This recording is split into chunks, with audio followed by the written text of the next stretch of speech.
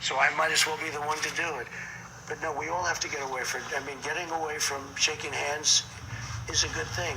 And possibly that's something that comes out of this. Maybe people shouldn't be shaking hands for the long term because it does transmit flu and other things. You know, we have flu in our country that kills on average 36,000 people a year. 36,000 people. And, you know, that's something that we're not talking about. But as of this moment, we've lost 50, possibly a little bit less than 50, but probably 50 people. And we're going to try and keep that number as low as possible. Tell us how you do The Pentagon is telling service members and their families not to travel domestically.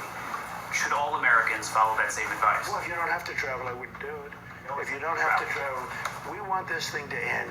We don't want a lot of people getting infected. We want it to end and end as quickly as possible.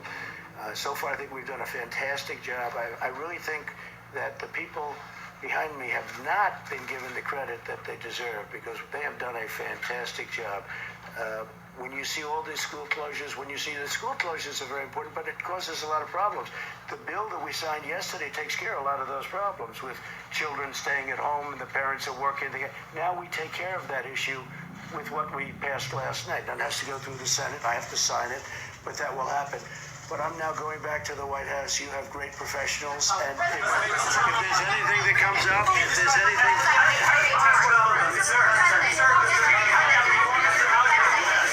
Mr. President, thank you, Mr. President. I just wanted to follow up on that. Are you considering other travel restrictions, perhaps domestically, in that regard? Can you describe what type of... Specifically from certain areas, yes, we are. And we're working with the states, and we are considering other restrictions, yes.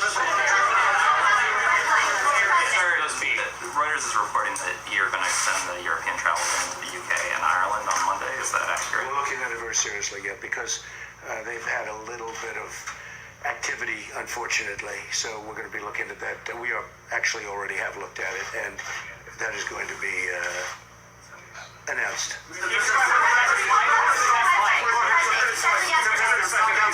just criticized the Fed yet again. If I could just get a little clarity on your thinking on this. It's been a hallmark of your presidency. You're always going after the Fed. If you feel so strongly about it, why don't you dismiss the chairman, or do you think you're powerless to do so? No, I think I have the right to do that, or the right to remove him as chairman.